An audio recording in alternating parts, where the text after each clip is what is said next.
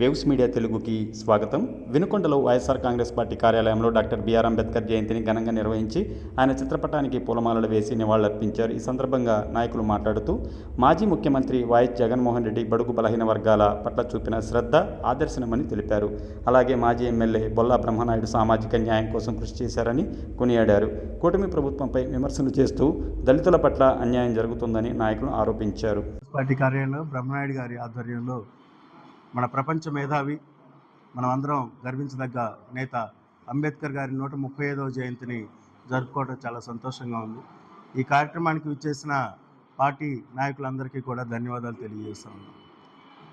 వాస్తవంగా అంబేద్కర్ గారు కేవలం రాజ్యాంగ నిర్మాత మాత్రమే కాదు, ఆయన మేధస్సు అనేక రంగాల్లో, ఒక న్యాయశాస్త్రంలోనే కానీ రాజ్యాంగంలోనే కాదు, దాంతోపాటు ఫైనాన్స్ విషయాల్లో, అదేవిధంగా కార్మిక చట్టాల రూపంలో కూడా ఆయన చాలా పెను మార్పులు తీసుకొని వచ్చారు.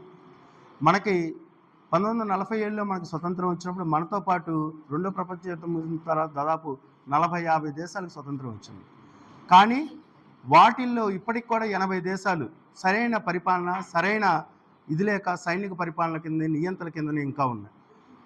కానీ భారతదేశం ఇంత పెద్దదైనా, ఇన్ని భిన్న భావాలున్నా, ఇలా భిన్న సంస్కృతులున్నా ఏకంగా ఉంచిన ఒకే ఒక గొప్ప ఆయుధం ఏంటంటే ఆ రోజు అంబేద్కర్ గారు మనకు అందజేసిన ఆ రాజ్యాంగమే అని చెప్పేసి మీ అందరికీ ఈరోజు ఆయన జయంతి సందర్భంగా మరొకసారి గుర్తు చేస్తాము.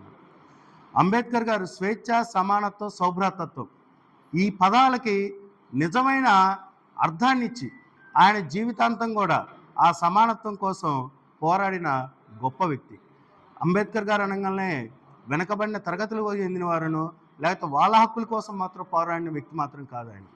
ఎక్కడైతే అసమానత ఉంటుందో, ఎక్కడైతే వెనకబాటుతనం ఉంటుందో, అది ఏ రూపంలో ఉన్నా, అది అంటరానితనం అనే రూపంలో ఉన్నా, లేకపోతే మహిళలు అనే రూపంలో ఉన్నా, లేకపోతే మరొక రూపంలో ధనిక పేద అన్న వర్గాల్లో తేడాలో ఉన్నా కానీ వారి కోసం పోరాడిన వ్యక్తి అంబేద్కర్ గారు. అందుకనే వాయిస్ ఆఫ్ ద వాయిస్లెస్ అని చెప్పేసి ఒక పదం ఏదైతే ఉందో అది పూర్తిగా అంబేద్కర్ గారికి ఆపాదించబడుతుందని చెప్పేసి ఈ జయంతి సందర్భంగా తెలియజేస్తూ ఉన్నాను.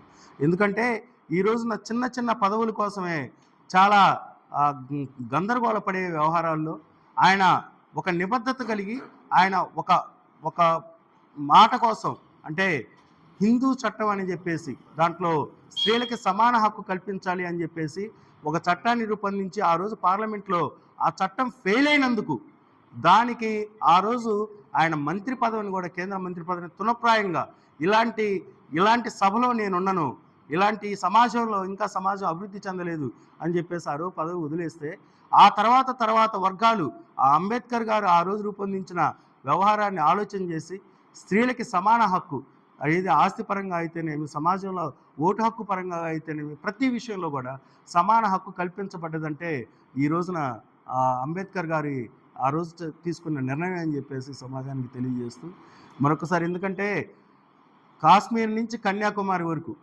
ఏ రాష్ట్రానికి వెళ్తే ఆ రాష్ట్రంలో నాయకుల విగ్రహాలు ఉంటాయి. కానీ దేశం నలుమూలలా ఎక్కడికి వెళ్ళినా ఉండే ఒక విగ్రహం ఎవరిదంటే, తలుచుకునే మహానుభావుడు ఎవరంటే అది అంబేద్కర్ గారు. ఇక్కడే కాదు, మనం యూరోప్లోకి వెళ్ళినా, జర్మనీ నుంచి ఇంగ్లాండ్ వెళ్ళినా, యుఎస్లో ఏ రాష్ట్రానికి వెళ్ళినా కానీ ఒక అంబేద్కర్ గారి విగ్రహం ఉంటుంది. అందుకనే ఆయన్ని ప్రపంచ మేధావి అని పిలుస్తాం. ఆయన భారతీయుడైనందుకు, మనకి రాజ్యాంగం ఇచ్చినందుకు నిజంగా మనం అందరం గర్వపడుతున్నాం.